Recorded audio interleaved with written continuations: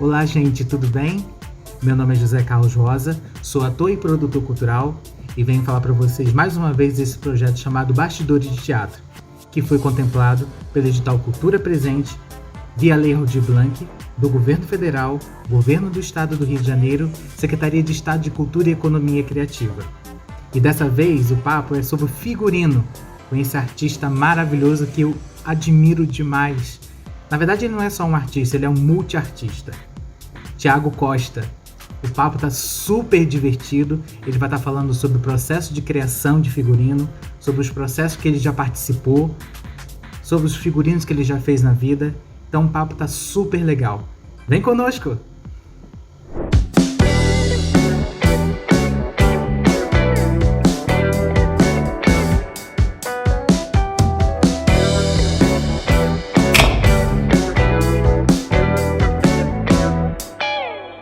Boa noite. Hoje estou aqui com meu amigo Thiago Costa. Vamos falar um pouquinho sobre figurino nesse projeto que chamo de Bastidores de Teatro, que foi contemplado pelo edital da Lei Aldir Blanc, né? Administrado pela Secretaria de Estado de Cultura. Thiago, boa noite. Seja bem-vindo. Boa noite, Zeca. Prazer estar aqui com você. É um grande parceiro de vida, de história, de muita coisa que a gente já fez junto, que já produziu junto e tal. E aí a gente vai bater um papo e conversar um pouco sobre essas nossas histórias e isso tudo que a gente já viveu nessa arte, né, da nossa vida. Isso aí, Thiago. Realmente são anos e anos de muito trabalho, de muito conhecimento, né? Um aprendendo com o outro. Eu acho que essa é a grande é o barato, né, do universo artístico, que a gente sempre está aprendendo uns com os outros, né? Tiago, fala mais sobre você, sobre a sua formação, sobre o que você faz, enfim, das suas diversas profissões que você tem, que você é um multiartista. Então, fala um pouquinho para gente. Então, tudo que hoje, na verdade, eu sou formado em administração, né? Eu fiz administração e contabilidade, porém, nesse mesmo período eu já fazia teatro. E aí comecei a fazer teatro aqui em Nova Iguaçu, lá na unidade do SESC de Nova Iguaçu. E naquela época, o curso de teatro do SESC, a gente não fazia só o curso de ator, né? A gente tinha várias coisas que aconteciam. A gente fazia figurino, maquiagem. Na verdade, a gente saía do SESC com um produto. E aí teve um acontecido no SESC na época, em que vários cortes, né, de empresas que acontecem normalmente. E aí, logo que a gente estava finalizando uma montagem nossa, a gente os professores foram demitidos, teve toda uma questão nacional, né, na unidade, não só na unidade, mas nacional. E aí a gente ficou sem professor, mas a gente tinha um produto, né, para vender, a gente tinha um produto para sair. Sendo que esse produto tinha um croquis do figurino, tinha croquis de maquiagem, porque a gente já tinha feito nas aulas, só que tinha que executar. E aí eu estava em cena e resolvi executar isso. Nova Iguaçu tem uma história com mais quase 30 agremiações de escolas de samba.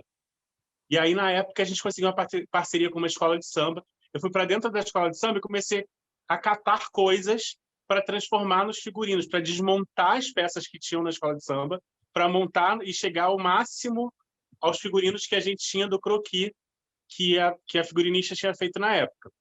Então, assim, eu comecei a fazer figurino no susto, porque a gente tinha pouco tempo para fazer. E aí, logo depois disso, com o espetáculo pronto, a gente conheceu um lugar que se chamava... Não era um lugar, na verdade, né? Uma instituição que se chamava FETAERJ, Federação de Teatro Associativo do Estado do Rio de Janeiro. E aí, indo para a FETAERJ, eu comecei a entender que aquilo eu podia ser profissional, né?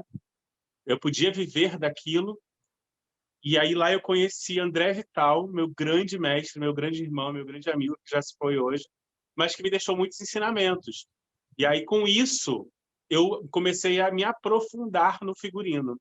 Não só no figurino, mas com as outras áreas de produção, nas outras áreas de produção, de ator, de figurino, de maquiagem, de cenografia.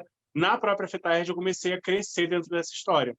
E aí eu comecei a catar curso em todos os lugares, fazer cursos da Funarte, fazer cursos de outros festivais, e estudar, estudar, estudar. E aí hoje Hoje eu consigo também dar oficinas, mas a minha formação artística em figurino e maquiagem é muito meio autodidata mesmo, sabe? De botar a mão e fazer. E depois também, às vezes, hoje eu já consigo, mas assim, muito lá atrás eu botava a mão para fazer e nem sabia como eu cheguei naquilo. Hoje eu já domino mais a técnica de saber como eu cheguei naquilo, mas eu não conseguia. Fiz isso Entendi. daqui, mas não sei como eu fiz. É, O você, espírito que foi. você por mais que teve um incentivo através de um curso, né, através de um projeto, mas assim, toda essa construção do conhecimento foi através da sua pesquisa pessoal também, né? E com Sim, sim, essas pessoas te ajudando, como por exemplo, você citou aí muito bem o André Vital, que era um sim. grande mestre do figurino, que a gente sabe disso, premiadíssimo, né? Uhum. E então você tem esse incentivo, mas que você também foi buscar, né? Isso aí, eu fui correr atrás, na verdade. Como eu morava em Nova Iguaçu, moro ainda, né? Uhum, Mas em Nova Iguaçu, a gente também não tinha muito incentivo, uhum. né? A gente não tinha cursos, oficinas. Então, assim, eu me lembro muito, muito lá atrás, assim, eu e Claudina, beijo, Claudina, deve estar assistindo a gente, a louca, aquela que acha que está ao vivo na televisão. É, a gente pegar o trem e, assim, tá tendo uma oficina no Cândido Mendes, no teatro, vamos para lá. Aí a gente se inscrevia na oficina, pegava o trem, ia para lá, fazia oficina, ficava o dia inteiro, não tinha dinheiro para comer, a gente levava uma maçã na bolsa, um creme crack. E aí a gente saía daqui da Baixada para ir para o Rio para fazer essas oficinas. Hoje essa realidade mudou um pouco, né? Hoje a gente já tem em Nova Iguaçu, na Baixada, grandes cursos, grandes oficinas. Quer dizer, não tem mais porque a IAT fechou, mas tipo, a gente teve um período que a gente tinha muitos cursos e muitas coisas legais acontecendo por aqui também. Ah, que legal, isso é muito, muito importante. E a gente sabe que a formação artística, né, e técnica também, pelo menos as pessoas que estão hoje no mercado, a grande maioria delas vieram dessa questão do conhecimento muito mais, como você mesmo disse, do autodidata, né, do que meramente por curso, né? Não foram procurar um Uhum. curso para se capacitar, né? Não teve isso. Hoje em dia é muito mais fácil, né? Você encontrar pessoas hoje que fez o curso ali, acolá, para fazer um trabalho. Mas me fala mais um pouquinho, Thiago, dentro dessa questão dos bastidores, né? Pegando especificamente o figurino, apesar de você ser um multiartista, você também é cenógrafo, você, enfim, você tem um monte de capacitações, né? Como assim dizer? Como é que é feito esse trabalho de pesquisa, de pensar em tecido, tipo de tecido? Como é que é? Normalmente você frequenta os ensaios que os atores estão participando? Revela mais um pouquinho para a gente esses bastidores aí. Então, eu gosto muito de fazer figurino no processo do espetáculo. Eu gosto muito de participar dos ensaios. Você me conhece, sabe que eu gosto muito de trabalhar assim, né? Eu gosto de entender primeiro. Na verdade, eu não gosto de ler o texto para entender o espetáculo antes. Eu gosto de ver a cena e aí acompanhar a cena junto com o texto para alguns detalhes que a gente precisa, né, ter no texto, às vezes de características de figurino ou até de época e tudo mais. Mas eu gosto muito de fazer um figurino que veste o ator e que compõe o ator, e não um figurino que chame mais a atenção do ator. Eu acho que o figurino ele tem que fazer parte do corpo do ator. Ele não tem que ser uma peça que vem para incomodar o ator. Será que eu vou conseguir levantar a perna naquele lugar com essa saia? Não, a saia não pode te incomodar. Mas dentro desse processo de pesquisa, eu gosto muito de trabalhar com cores. Embora, assim, na verdade, perdão, eu gosto muito de trabalhar com coisas monocromáticas. É meio que uma coisa que eu gosto de verdade e tal, mas assim, não só por isso, mas eu sou daltônico, poucas pessoas sabem, mas eu sou daltônico. E eu sempre falo, gente, ó, os figurinos que eu ganhei prêmio na minha vida ou eram cinza, ou eram marrom, ou eram branco, porque o resto pode dar problema. Já cansei de comprar tecido errado, de ir para a loja comprar tecido roxo, comprar azul, sabe? Dessas Uhum. coisas. Mas... E aí o meu processo funciona da seguinte forma. Por exemplo, eu vou usar como exemplo o Juiz de Paz, que é um espetáculo que eu gosto à beça, Que é lindo e que foi um visualmente. processo assim. Eu cheguei, e aí o Renato falou para mim, Renato, que é o diretor, Renato Neves, aí o Renato falou assim para mim, eu quero que esse espetáculo se passe no Nordeste, mas ele se passa em algum lugar do Nordeste, em alguma época do Nordeste, em algum Nordeste. Eu não vou te dizer em que lugar do Nordeste ele passa, mas eu quero que as pessoas se sintam no Nordeste com esse espetáculo. Aí eu voltei para casa pensativo, e o que eu vou fazer? Eu vou usar chita, todo mundo usa chita quando vai falar de Nordeste. Eu vou usar coisas coloridas, com flores, todo mundo usa. Eu vou usar fuxico, eu vou usar fita. E aí eu fui assistir o ensaio do espetáculo. E aí o Juiz de Paz se passa a maior parte do tempo dentro de algumas casas, né? A história de um casal, e aí é um casal que não pode ser um casal, que a família não aceita, e ele se esconde na casa, e aí é preso dentro da casa. Então, assim, eu comecei a entender, primeiro, que ambiente era aquele. Que aquele ambiente era uma casa. E aí eu fui viajar para as casas do Nordeste e comecei a lembrar e pensar que todas as casas do Nordeste, quando você entra, é muito característico os paninhos, né? Aqueles paninhos, um paninho em cima do liquidificador, de renda, aquele paninho de renda em cima do liquidificador, um paninho para cobrir o fogão, um paninho em cima do bujão de gás, aquele forro do bujão de gás, aquela cortina de renda bonita também. E aí eu falei assim, gente, então eu vou usar renda. A renda é uma coisa muito nordestina, né? As rendas de birro e vários tipos de renda. Então eu falei, já sei, vou usar vários tipos de renda. E aí, como a gente queria, como também foi um pedido do Renato, e ele queria trabalhar o espetáculo um pouco nesse tom terra, né? Um pouco nesse pé no chão, ele queria que os atores estivessem de pé no chão, para mostrar que eles moram no lugar de terra batida e tal. Eu falei assim, então tá, então vou fazer o espetáculo todo nesse tom de terra, né? Com os paninhos. Então, assim, o processo partiu daí. E a partir daí eu botei a equipe que trabalhava comigo louca, para correr atrás de paninho. Aí a gente começou a catar paninho de tudo quanto é lugar. Eu chegava na casa de Lucimar, a atriz que estava no espetáculo na época, e Lucimar também tinha paninho, eu saí roubando os paninhos dela tudo. Aí eu falava, Lucimar, me dá esse paninho? Dou, Thiago. Eu levava o paninho, aí ia na casa do outro, pegava outro paninho. E aí assim eu fui construindo os figurinos com vários tipos de paninhos de mesa, caminhos de mesa.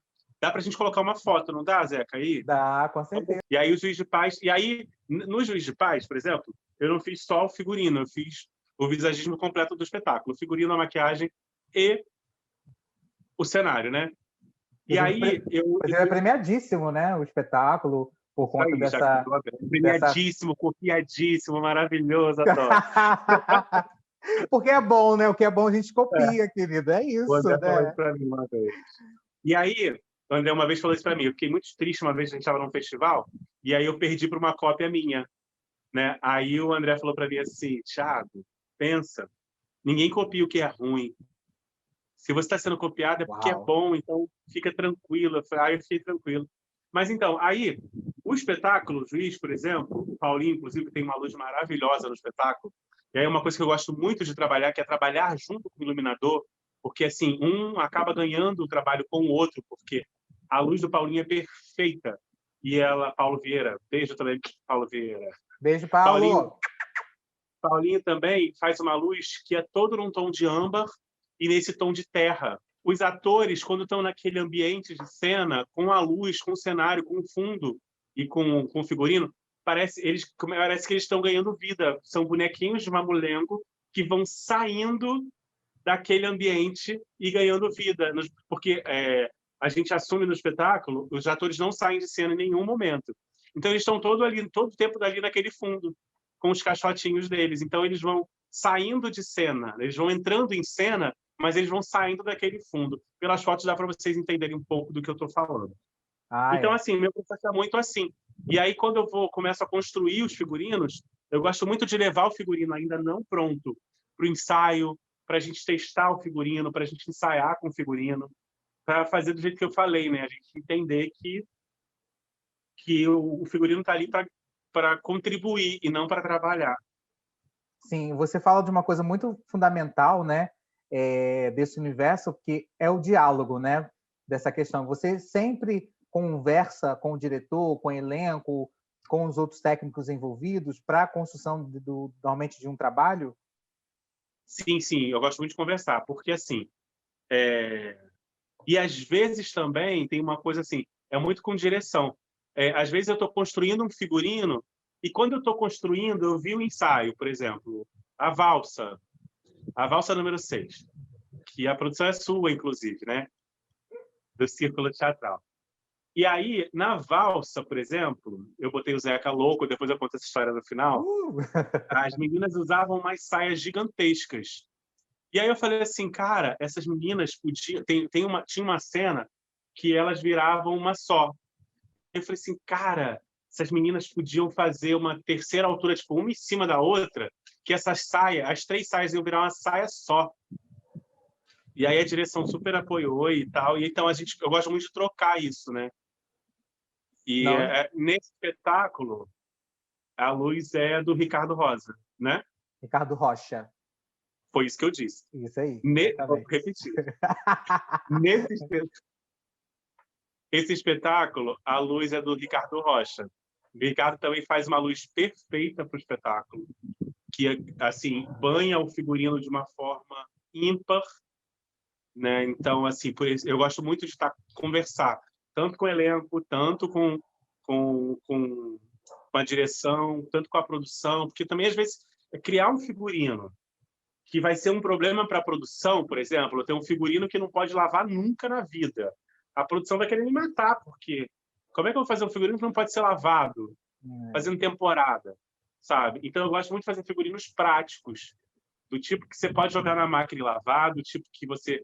Ou se não puder jogar na máquina e lavar, eu vou criar uma forma dele ser limpo, sem você precisar mandar para uma lavanderia, até porque é a nossa realidade, né? A nossa realidade de teatro pobre, né? De teatro sem dinheiro, teatro sem patrocínio, de teatro da Baixada, do subúrbio e do interior, né? Então, muito da nossa realidade.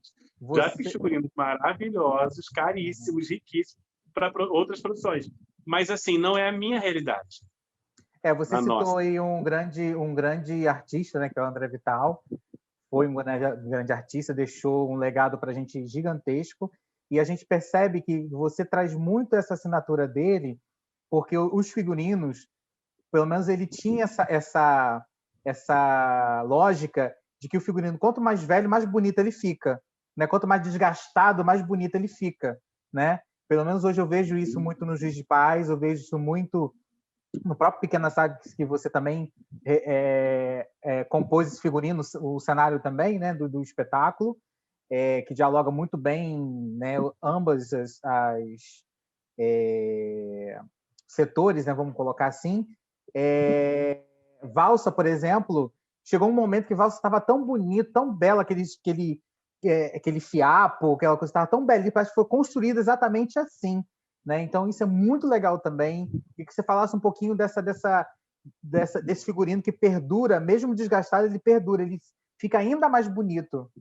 Eu acho que o figurino acaba ganhando o corpo do ator, né? Acaba fazendo parte do corpo do ator. O figurino da valsa número 6, por exemplo, já que a gente está citando ele, o que acontece com ele? Foi muito... A produção era do José Carlos Rosa, que o Gus fala aqui comigo. E aí, foi assim, eu assisti o ensaio, pensei mais ou menos no que eu queria. O Renato falou só para mim assim, ó, eu quero que as meninas sejam lindas, que elas estejam lindas. Elas são 3 mulheres totalmente diferentes, elas eram, né? Vamos lá. Érica Preta, Dai estava bem gordinha na época, não era, Daiane? E Dani, que Deus a tenha, estava magrinha, de cabelo curto. E aí o meu desafio era, eu tinha que transformar aqueles 3 corpos no mesmo corpo. E aí era o meu maior desafio. Então, o que eu fiz? E as meninas, a história as 3 meninas faziam um personagem só. Elas tinham que estar lindas, mas mortas. No final da história, o público tem que entender que elas estão mortas. Só que eu não podia revelar isso no início. Aí eu falei assim para a produção. Produção, eu quero 30 vestidos de noiva. Isso é cérebro, essa história. Eu quero 30 vestidos de noiva. Mas como é que eu vou conseguir 30? Não sei. Vai catando nos brechó, vai nos brechós de igreja, em loja que está repassando vestido, procura na internet. Beleza. Aí Zequinha chega na minha casa com sacos e mais sacos de vestido de noiva. Na época eu morava num apartamento que não cabia nem eu, cheio de vestido de noiva.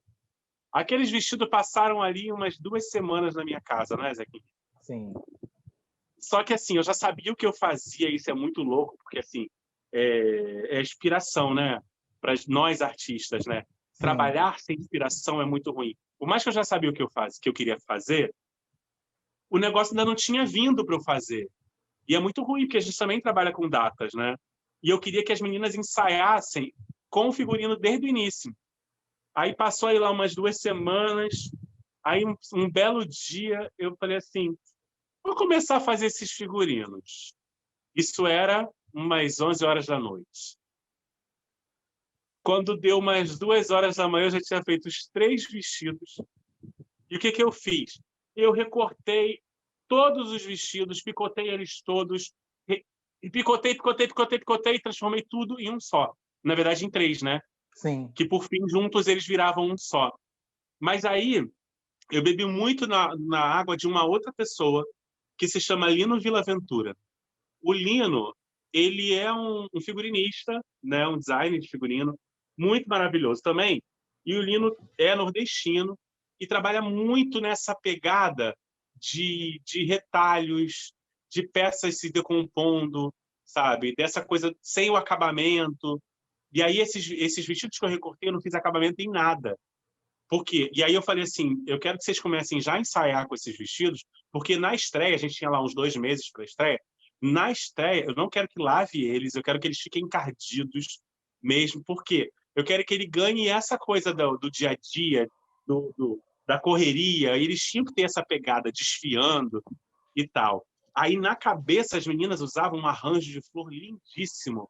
Foi o Luciano que fez para mim, Luciano Simas. E aí ele fez pétala por pétala, sabe? E aí depois ele fez pétala por pétala e a gente construiu as flores também dos tecidos dos restos dos vestidos, sabe? Foi muito louco, assim, ficou muito bonito. Ficou muito bonito, tem foto aí para vocês verem também. Sim, sim, sim. Aparecendo aí pra gente as imagens do espetáculo. E Perfeito. aí, assim, foi essa construção da valsa. Então é muito importante, para mim é muito importante, né, conversar com toda essa equipe, fazer o figurino fazer parte do corpo. Aí você tinha me perguntado sobre isso, sobre esse processo. E aí o figurino vai ganhando um corpo cada vez mais bonito, se desgastando, né? É, O desgaste desse figurino deu vida para ele, porque aquelas personagens são desgastadas. Claro que se a gente não tivesse 2 meses de ensaio e elas tivessem que apresentar no dia seguinte, eu ia usar outras técnicas para desgastar esse figurino, né? Porém, na verdade, isso acabou ganhando corpo com a cena, porque, por exemplo, tem uma cena que a Érica segura a saia lá no alto.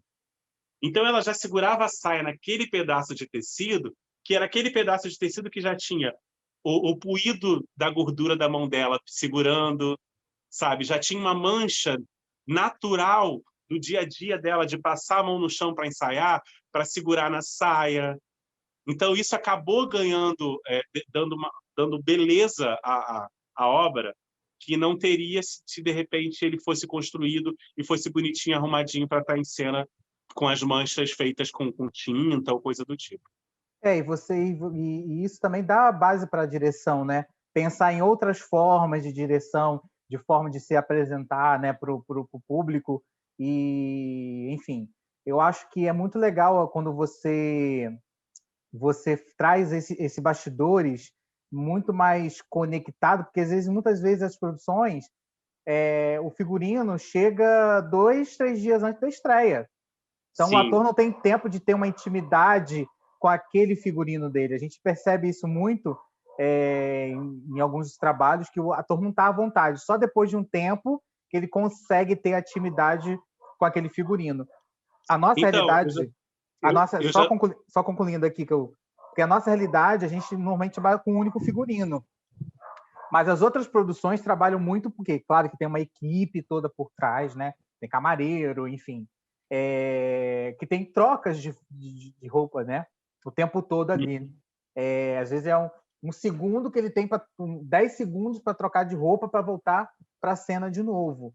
E então, às vezes acontece falhas por conta exatamente disso. por esse não tempo que o ator tem de se preparar com aquele figurino que ele está vestindo, entendeu? Mas continua falando aí que você estava... Não, eu fiz um figurino da Márcia Valença. Sim. Construí, na verdade, o direção era do Josué, o figurino era da Márcia, e eu executei esse figurino. E aí foi uma loucura, porque, assim, é um espetáculo da Bienal do Livro, né? E eles dirigem um espetáculo para a Bienal. Então, é um espetáculo que tem, às vezes, 3 pessoas em cena, porém tem 6 pessoas... Tem, tipo assim, tem mais 2 stand-ins para cada ator. Porque eles fazem, tipo, 40 apresentações por dia na Bienal. Então, assim, são vários atores que se revezam para fazer espetáculo e tal. E aí é um espetáculo muito corrido, sabe? E é um espetáculo dessa forma, sabe? Que tem toda uma equipe de camareiros e tal, que ficam ali auxiliando os atores o tempo inteiro para essas trocas, para trocar o ator, para botar outro ator no lugar e tudo mais. E aí aconteceu num ano do figurino ficar pronto, a gente tinha gravação para a RJTV, tipo de manhã, 6h30 da manhã, e o figurino ficou pronto na noite anterior, e foi uma loucura. Mas às vezes é muito assim também, da gente não ter oportunidade do ator experimentar o figurino, de ter isso, de ter o figurino. Mas quando a gente consegue, é muito bom. Mas às vezes não dá. Não, claro, mas como você tem esse diálogo constante, né, com a equipe, isso também facilita muito nesse improviso que rola, às vezes acontece, né? Que nem sempre a produção fica pronta a tempo, por N questões que a gente já sabe. O dinheiro não sai a tempo para comprar material, aquelas coisas. Exatamente, né? São coisas que acontecem. Eu queria que você falasse também, Thiago, um pouquinho de como... Porque, assim, o que eu admiro em você é a sua capacidade que você tem, porque o seu processo é um processo muito rápido. Você é muito ágil para fazer as coisas, né? Então, assim, como é que funciona isso para você? Você é sempre assim? Ou você... Porque, assim, pelo menos o que eu acompanhei, que eu participei, você, tipo assim, o figurino estava lá.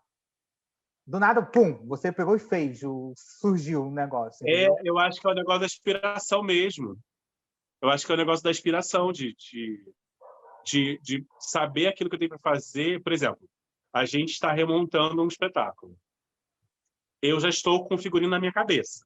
Uhum. Eu ainda não comecei a construir esse figurino, mas ele já está na minha cabeça. Vai ter uma hora que o figurino estreia, o espetáculo estreia no mês que vem. Mas a gente ainda não começou a ensaiar também. Provavelmente a gente já começa a ensaiar com o figurino. Mas assim, a gente está fazendo leitura e tudo mais. O figurino já está todo na minha cabeça. Vai chegar um momento que, tipo assim, ó, o ensaio começa na semana que vem. Então eu vou dar o meu jeito de correr para ter os atores já com figurino, para ensaiarem com figurino. Entende? Então acho que é muito da inspiração mesmo. E tem muita coisa também. A Claudina fala uma coisa para mim, que aí eu acho que... Não sei se é uma questão de sorte, mas é uma coisa de... eu cheguei num período... Não estou me gabando, não. Tá? Mas eu quase não pego muita coisa para fazer. Né? Ultimamente eu não pego muita coisa para fazer. Mas eu pego realmente o que me dá tesão. Sabe? Eu por muito tempo atrás, eu fazia muito trabalho com academias de dança. E aí isso me desgastava tanto. Assim, era uma grana muito boa, mas no final das contas não compensava para mim psicologicamente. Porque eu ficava muito estressado. E aí tinha uma outra coisa que me incomoda muito, que me deixa muito louco, que é tipo assim, o diretor virar para você e falar assim: Thiago, tá vendo essa foto aqui? Eu queria que você fizesse exatamente isso daqui. Só que eu queria que você copiasse essa saia aqui, com essa blusa aqui, e fizesse um outro chapéu copiado dessa outra foto, assim. E aí isso começou a mexer comigo, porque eu não estava mais criando. Eu estava só copiando. Entende? Para um artista isso é muito complicado, né? Isso para mim começou a me machucar muito. Então, assim, foi uma coisa que eu parei de fazer. E aí, parar de fazer coisas em processos muito grandes, tipo, eu tenho um elenco Você vai fazer 5 elencos, cada elenco tem 10 ou 20 pessoas. Isso, para mim, não compensa, porque a minha cabeça não consegue, sabe?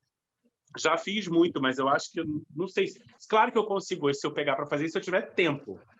Mas para fazer correndo, eu não consigo. Não consigo de verdade, porque no final da história não vai ficar bom. Pode ficar bom, mas eu não vou ficar feliz, não vou ficar satisfeito com aquele trabalho. Então, é muito meu, assim, sabe? De fazer, sim, correndo, mas porque eu estou inspirado de fazer, porque eu estou com tesão de fazer, e aí faço. E aí eu aprendi uma coisa com uma consultora que eu trabalhei há um tempo atrás, que era uma consultora ela fazia o quê? Ela fazia marketing pessoal e tal, e a gente tinha uma coisa de... Era uma terapeuta, consultora e tudo mais. E aí ela me ensinou uma parada que era o seguinte, ela falava assim, você tem esse trabalho para fazer? Tenho. Quanto custa isso? Quanto você cobraria para fazer isso? Ah, eu cobraria R$500 para fazer isso. Você quer fazer? Não, não quero fazer. Isso não vai me dar prazer. Aí ela fala assim, aí você pensa assim, você quer fazer uma viagem, passar um final de semana na praia. Quanto custa isso? Ah, custa R$1.500 para passar um final de semana na praia. Então, o que você faz? Você cobra pelo aquele figurino R$1.500, porque você não vai ter o prazer de fazer, mas você vai ter o prazer de passar o final de semana na praia. Então, você faz pensando no prazer. Entendeu? Sensacional. E aí, às vezes, eu comecei... Aí, assim, fiz poucos trabalhos, eu fiz dessa forma, sabe? De falar assim, bem, eu não quero fazer isso, mas eu quero comprar uma bolsa nova. Então, eu vou cobrar o preço da bolsa e vou fazer pensando na bolsa. Então, isso vai me estimulando, né? E aí, isso eu aprendi com ela. Eu esqueci o nome dela agora. Esqueci de verdade para falar o nome dela, mas beijo para ela também. Adoro. Beijo para você também. Você é uma pessoa sem nome. Tiago, eu queria que você falasse, porque assim, na verdade, esse projeto, a ideia desse projeto Deixa eu te falar uma coisa, só te interrompendo, aproveitando que eu falei de dinheiro. A Nívia me pergunta muito isso, Getúlio também conversa muito sobre isso comigo, sobre preço. Porque tem muita gente que não sabe dar preço no seu trabalho. Então, eu tenho alguns amigos que me ligam para me perguntar, tipo assim, quanto que eu cobro para fazer isso? Sabe? A gente sabe que existe uma tabela, né? O sindicato existe uma tabela para tudo, né? De diária e tudo mais. Sendo que hoje a gente não é a nossa realidade trabalhar com essas tabelas, né? Você sabe que você trabalha com produção, não é a nossa realidade. Até as grandes produções não seguem isso. As produções que têm dinheiro não seguem isso, né? Então, assim, eu aprendi com uma amiga minha, já se foi, que Deus a tenha, que ela fazia assim, ela fazia um produto e ela falava assim para mim, Tiago, para fazer isso daqui, eu gastei R$5. Em tudo que eu pego para fazer, eu cobro 3 vezes mais do que eu gastei de material. Então, se eu gastei R$5 naquela peça, eu vou cobrar R$15 por aquela peça. Entendeu? Entendi. Então, se eu gastei R$100 para fazer um figurino de material, eu vou calcular o que eu gastei de material e vou cobrar R$300 por aquele figurino. Por quê? Eu coloco o valor do que eu gastei e adiciono 3 vezes mais, né? Multiplico por 3 e 2 vezes mais é o meu lucro. Então, é como se eu estivesse lucrando 100% daquela peça, ou quase 200% daquela peça. Mas a parte mais cara daquele produto é o seu trabalho manual, né? No nosso caso de figurinista. É o meu trabalho manual. Não é só o trabalho manual de fazer aquela peça, mas sim de pesquisar sobre aquela peça. Eu acho que o mais importante no trabalho de um figurinista é andar para pesquisar. Eu sou muito assim, como eu usei o exemplo lá dos paninhos, né? Eu sou muito de entrar numa loja e pensar as coisas de que forma eu vou usar aquilo de outra forma, sabe? De olhar uma lixeira e pensar que aquela lixeira eu posso fazer um chapéu. De olhar uma toalha de mesa e pensar que aquela toalha de mesa eu posso fazer uma saia, de olhar uma cortina e achar que eu posso fazer um vestido. Então, eu sou muito assim, sabe, de entender e de andar muito, de pesquisar muito. Até a hora de eu chegar para fazer e falar assim, então aquilo eu vou fazer com aquele material, aquilo eu vou fazer com aquele. E aí você também tem que contar, na hora de dar o seu preço, em tudo aquilo. Se você foi para a rua, se você almoçou na rua, se você passou o dia inteiro na rua, quanto você gastou de trem, quanto você gastou... Então, coloca tudo aquilo no seu bolo, né, de material, porque tudo aquilo que você gastou de material, né, do seu almoço, do seu lanche e tal. No, claro que a gente não precisa jantar numa churrascaria, depende da produção, claro, mas juntar tudo isso e multiplicar por 3 é o que eu costumo fazer. Não, mas eu acho que é legal você falar sobre isso. As pessoas choram e aí eu baixo para 3. Tem isso também, né? Tem isso também. Às vezes é importante você cobrar um valor que você acha justo, mas aí você vai, né, reduzindo para chegar a um... Tudo é uma questão de diálogo. Eu acho que vai muito de diálogo, de você entender o que você está fazendo, para quem você está fazendo. Sim, com certeza. Vai ter, e aí também tem uma coisa, se aquele figurino vai ter vida útil, porque às vezes você faz um figurino para um espetáculo que vai ter 10 apresentações.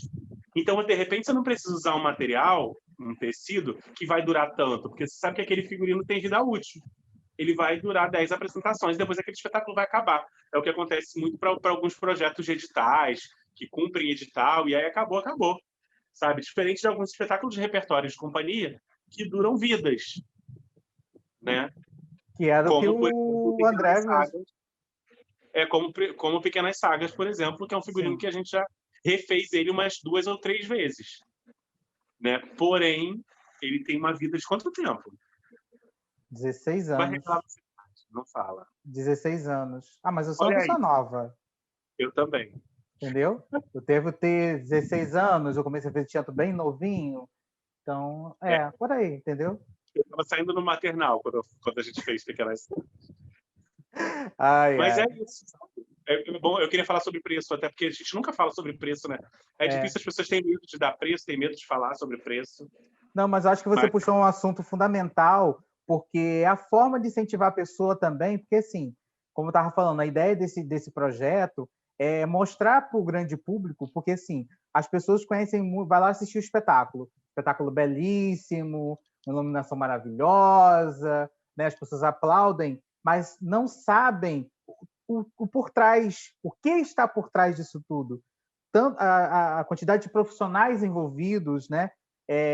Em uma outra gravação, a gente está falando justamente sobre isso. Está falando com o técnico de som, né? Porque a gente não tem dimensão, a gente está ouvindo lá, somente musical, né? Está ouvindo lá aquela voz daquele ator perfeita, limpa, como se você estivesse cantando sem microfone, mas a gente sabe que teve todo um trabalho de equalização, de não sei o que e tal, e que você precisa entender daquilo para que a coisa aconteça. Então, e o figurino é diferente. O figurino ele tem uma história por trás, ele tem uma pesquisa, como você mesmo colocou, né? Ele é carregado de emoções que vai brilhar lá na hora que acende a luz e aquele ator está ali apresentando aquele artista, né? Que eu posso estar fazendo para tanto... Estou falando de todas as artes, na verdade. Estou falando de dança, de teatro, de música, enfim. Então, é muito importante você falar desse incentivo de a gente saber também cobrar pelo nosso trabalho, porque é isso, porque dá trabalho, né? Dá muito trabalho você ir para a rua, você pesquisar, enfim. Eu fiz um figurino que foi para... Na verdade, eu fiz, Jorge. Foi uma parceria, na verdade, com o Márcio Paulino e com o Mário Marcos. A gente fez um figurino que foi para Caprichoso de Pilares, que foi para a comissão de frente, para a equipe do Hélio Bejani e da Beth. E aquele figurino, eu vou te contar, aquilo deu um trabalho que você não tem noção. Eu vou ver se... tem imagem disso. Eu vou pegar essa imagem para a gente botar aí. Ótimo. E aí, em cena, era um figurino que se transformava. Mas a gente fez, bem aí, uns 2 ou 3 figurinos testes para ensaio. Porque era uma loucura, as meninas se trocavam de roupa, elas viravam outra coisa, e o figurino se transformava em outra coisa, bem comissão de frente mesmo, né? E aquilo deu um trabalho, por quê? Da mesma forma, né, essa conversa com os bailarinos, com os coreógrafos, né? E aí a gente entender também que material é aquele, que tecido é aquele que vai brilhar. Isso, Márcio correu muito atrás de tecido para entender que tecido era aquele que ia dar o brilho que a gente queria. Aí, por fim, o tecido dava o brilho, mas não tinha o caimento que a gente precisava. Foi uma loucura muito grande, mas assim, foram quase 3 ou 4 figurinos construídos para ensaio, para testar no ensaio, para depois fazer todos os figurinos iguais, da forma que precisava ser feito, depois de muitos testes. Então, isso assim, quando a gente trabalha, por exemplo, com carnaval, né, que é uma outra realidade, que a gente também precisa ser visto de muito longe, então a gente tem que pensar dessa forma de figurino, de como ele vai ser visto, se ele vai ser visto de perto, se ele vai ser visto de longe, e aí a gente tem que ter toda essa preocupação, né? Porque às vezes assim, o figurino para carnaval, por exemplo, ele vai ser visto de muito longe, mas ele aparece no jornal e na revista e no site, na internet, de muito perto. Então, assim, é muito louco, porque você precisa fazer um figurino que ele tem que dar efeito de longe, mas de perto ele também tem que dar efeito. Então, é um processo bem, bem difícil, mas com tempo de quase um ano, né, de processo de carnaval, de ensaio, de volta para a sala, testa na avenida, testa com luz. Então, assim, é um processo, é um outro processo muito diferente do teatro, que é um processo que a gente está acostumado a ver mais de perto, né? Não, muito legal você trazer esse também bastidor, né? Porque é importante as pessoas entenderem que não é só teatro, não é só porque tem o figurinista, ele pode fazer milhões de outras possibilidades, né? Pode trabalhar com milhões de outros tipos de arte, e o carnaval, por exemplo, que é um dos que movimentam, né, a economia, enfim, e tem várias pessoas envolvidas para fazendo aquele trabalho, né? E é muito legal você trazer isso. Tiago, queria que você agora, para a gente meio que encerrar, queria que você deixasse uma mensagem, porque a ideia é que a gente possa levar para o grande público, né? Principalmente quem está saindo agora do ensino médio, por exemplo, porque às vezes a pessoa tem dúvida, o que ela vai fazer da vida dela? E nem sempre ela encontra essa resposta em profissões possíveis, enfim, eu acho que talvez você possa trazer aí alguma mensagem importante em termos de formação, em termos de interesse também, de gosto. O que você pode trazer para a gente como mensagem final para a gente encerrar esse bate-papo? Uma vez eu fiz uma oficina com a Fernanda Montenegro, e a Fernanda falou uma coisa que ficou marcado, assim, que ela falava assim, depois ela sempre falava isso, inclusive depois ela falou lá no Sesc Nova Iguaçu, acho que eu estava presente também, que a menina perguntou para ela assim, como é que eu provo que eu quero ser atriz? Como é que é isso? Eu ter certeza, como é que eu vou ter essa certeza de que eu quero ser atriz? Aí ela falou assim, faz o seguinte, se você quer ser atriz, desiste. A menina olhou para a cara dela, desiste. Se você voltar para casa e entender que você não está conseguindo viver sem aquilo, aí você tem que ser atriz. E Uau, eu acho que no sensacional. figurino também é muito isso, sabe? Por várias vezes eu já parei de fazer figurino. Cansei, isso me cansa. Sabe? Mas eu não consigo viver sem. Aí eu volto lá e estou eu daqui a pouco fazendo outro espetáculo. Estou eu aceitando outro convite para fazer outro figurino de outro espetáculo. E aí eu acho que é muito isso. E aí esse é o recado que eu deixo para vocês que querem ser artistas, que querem ser figurinistas, maquiadores, cenógrafos, atores, atrizes, artistas em geral, iluminadores, técnicos de som. Experimenta. Vai experimentando e aí vai chegar um momento que você vai falar assim, é isso aqui. Isso mexeu comigo. Eu tenho um amigo que hoje o Weber que você conhece, inclusive, né? Que Beijo, hoje é um Weber. grande... Beijo, Weber. Que hoje é um grande artesão. E aí, o Weber se formou em produção cultural, trabalhou em hotelaria, fez milhares de outras coisas, e hoje ele se encontrou no artesanato. Hoje ele é feliz, aquilo que eu estava falando lá atrás, ser feliz fazendo o que você ama, né? Hoje ele se encontrou. Hoje ele também, agora não, mas ele também teve as dificuldades dele de dar preço no trabalho, e foi muito isso também, de não consegui viver sem aquilo, experimentei, fiz, não gostei, depois gostei, e aí estou fazendo mais, estou criando mais, e aí, quando chega um momento você vê, você já está vivendo disso, né? A minha história na arte é muito assim, de comecei como quem não quer nada, comecei experimentando, comecei trabalhando, fazendo teatro sábado e domingo e trabalhando em outra empresa durante a semana, depois trabalhando numa empresa de madrugada para ter, né, dinheiro para sustentar o teatro. E aí chegou um momento que eu falei assim, não, eu vou viver disso só. Minha mãe e meu pai acharam que era uma loucura, uma maluquice, você tá maluco, viver de teatro, como que você vive de teatro, gente? Tá maluco viver de teatro. Pois é. Aí tô aí, vivendo de teatro há 18 anos. Nossa, que maravilha, né? E a gente sabe que não é fácil, é até importante a gente falar isso. Uma vez, uma aula do Milton Cunha, na minha pós, ele falou do universo do carnaval, ele entende de tudo, e a gente fica de boca aberta com a aula dele, né? Que ele é incrível. De tudo que ele construiu, de tudo que ele pesquisou, que o cara tem um conhecimento que você fica assim encantado, né? Uhum. Mas ao mesmo tempo ele puxou assim a gente para a realidade, mas não é nada fácil não.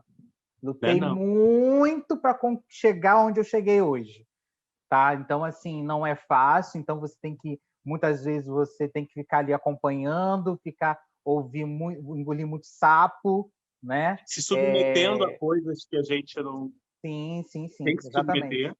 Exatamente. Ouvindo coisas que a gente não queria ouvir às vezes. Né? Então você tem que ter. E aí quando eu falei lá para você que hoje eu não faço qualquer coisa, tipo, eu não aceito todos os convites que me fazem. Mas é uma coisa que eu conquistei com o tempo mesmo. Sim. Sabe? Porque é aquilo, lá no início eu tinha que fazer tudo, mas é porque eu tinha que fazer a minha carreira, eu tinha que fazer minhas coisas, eu tinha que pagar minhas contas, tinha que pagar meu aluguel, e assim eu fui seguindo e eu consegui. Muito difícil, virando noite fazendo figurino, acordando, indo para ensaio, porque fazer figurino também era ator, e aí ir trabalhando e tal, e é um processo mesmo. E eu acho que foi desse processo que eu me transformei no que eu sou, né? Da experiência que eu tenho, de fazer as coisas, de olhar e falar assim, isso não vai dar certo, sabe? De olhar e falar, acho que isso não vai dar certo, já vivi isso em outro período, e isso eu fiz dessa forma e não deu certo, então é experiência mesmo, isso acaba virando experiência de vida. Nossa, perfeito isso. Eu queria que também você trouxesse, só para a gente finalizar aqui, porque você também tem um outro bastidor que é pessoal, que é a construção do figurino para sua personagem, Vanessa do Mato, que eu acho legal também as pessoas conhecerem também esse outro lado seu, né? Porque você também pensa, né, pesquisa esses figurinos que ela usa, normalmente nos eventos, seja um evento social, seja um evento artístico, né, que ela participa de milhões, até evento de cunho socioambiental, enfim. Você faz diversos eventos. Então, assim, queria que você falasse um pouquinho também para trazer esse bastidor de Vanessa, como é que você pensa, se é porque você vai dialogar com você mesmo, então, nesse caso, né? Maluco, que fala com ela mesmo. Inclusive, então, beijo para a Vanessa do Mato, que deve estar beijo, Vanessa, saudades! Adoro. Então, cara, é assim, muito louco, porque assim,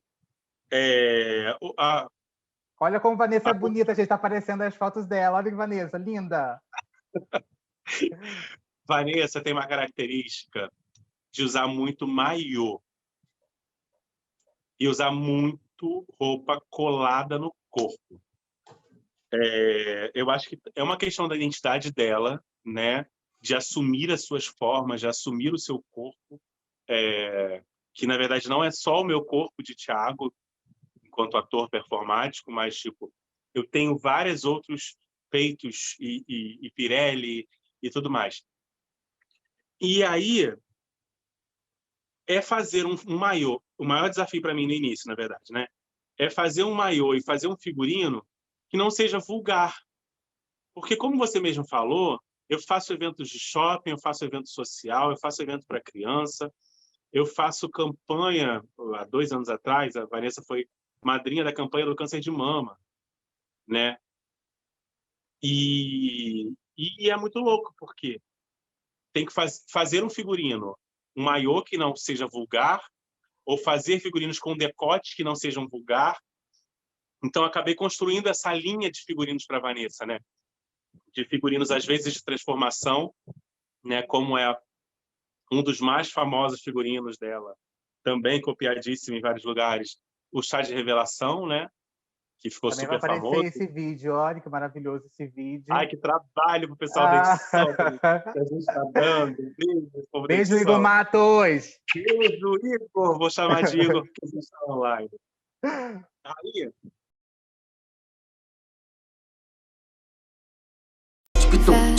Colors and promises.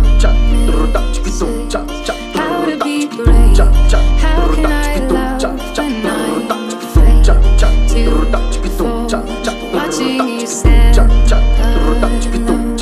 All of my doubt suddenly goes away somehow. One step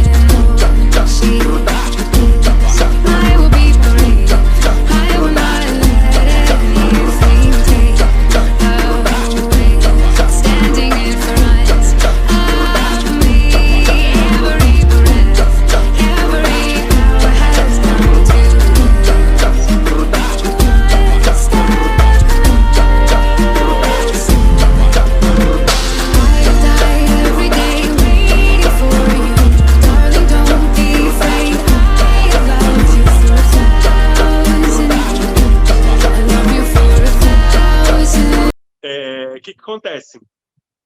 E aí também é uma outra pesquisa, né? Uma pesquisa de fazer com que esse figurino se transforme. Assim, esse figurino, inclusive, que a gente viu agora do Chá de Revelação, eu tinha recebido um convite. Tem uma família, e a personagem tem muito isso, né? Eu tinha feito a festa de 80 anos do pai da menina. Aí depois, o marido, o noivo na época, né? O namorado na época me conheceu naquela festa de Vanessa, aí me contratou para fazer o chá de panela deles. Aí depois do chá de panela eu fiz o casamento. Aí depois do casamento ainda fiz um monte de festas da mesma família. Tem muito isso, né? A personagem é muito familiar, né? De fazer coisas da família, de várias festas da mesma família. Aí depois ele me ligou, o Thiago, na época. Não foi o Thiago, foi a Camila, a noiva. Camila me ligou e falou assim: cara, eu queria fazer meu chá de bebê, mas eu queria fazer uma coisa muito diferente. Eu vejo vários chás de revelação que o povo pega, aí tem bolo e tem isso. Eu queria muito fazer uma coisa diferente. Pensa numa coisa diferente. Aí eu fiquei pensando, o que eu vou fazer? Eu liguei para Márcio Paulino. Márcio, me ajuda. O que eu faço? E Márcio, na época, tinha acabado de fazer um figurino, acho que foi do Salgueiro, que era também de transformação e tudo mais. Não, minto. O Paulo Barros tinha feito também há um tempo atrás. Aquelas coisas de transformação na avenida e tal. Aí a gente começou a ver vários vídeos de mágicos, de transformação de roupa, e aquela coisa Mr. M, né? Aí a gente foi muito para essa pesquisa de como transformar, que tecido usar. Aí eu fui e fiz o figurino do Chá de Revelação. E aí deu super certo, foi muito legal. Faço até hoje, inclusive, né? Durante esse período de pandemia, acabei não fazendo. Fiz também durante a pandemia. Eu fiz um chá de revelação online para uma família dos Estados Unidos. Muito legal que foi isso. Nossa, que maneiro! E ela fez uma chamada de vídeo com a família e tudo mais. E só eu sabia o sexo do bebê. Né? O médico mandou uma mensagem para mim no WhatsApp, me passou direitinho e tal, e só eu, ninguém da família sabia o sexo. Eu fiz na minha casa, fazendo a transformação em vídeo, eles estavam lá assistindo em vídeo tudo que estava acontecendo, e foi muito legal. Isso foi o único trabalho que eu fiz assim durante a pandemia. Bem louco, né? Bem legal de fazer, né? E aí esse processo para a Vanessa é isso, é também fazer roupas que me deixam confortável, né? Roupas que eu consiga ir no banheiro tranquilo, porque às vezes é muito difícil, né? Maiô, meia calça, não sei o quê. Mas todas as minhas roupas têm muito truque para ir no banheiro, até porque eu bebo muita água durante a cena, né? Durante as festas. Todas as minhas roupas têm caixinha para colocar microfone, tem um bolsinho atrás para colocar a caixinha do microfone, porque geralmente eu uso microfone auricular. Então, assim, nesse processo de conhecer a personagem, conhecer as necessidades, que é o que a gente faz também com os atores, eu fui criando lugares no meu figurino, tipo, tem um lugarzinho para para guardar o celular, porque a gente também não pode deixar o celular dentro da bolsa jogado num camarim que entra muita gente, porque tem a dona Elsa que passa nos lugares também, e um lugar que tem muita gente. Então tem muito isso, né? E eu também uso muito o celular para fazer vídeo, para fazer selfie, para conversar com as pessoas durante a festa, para botar meu roteiro de que eu vou fazer durante a festa ficar salvo no celular. Então as minhas roupas geralmente têm um cantinho para enfiar a caixinha do microfone e um cantinho para guardar o celular.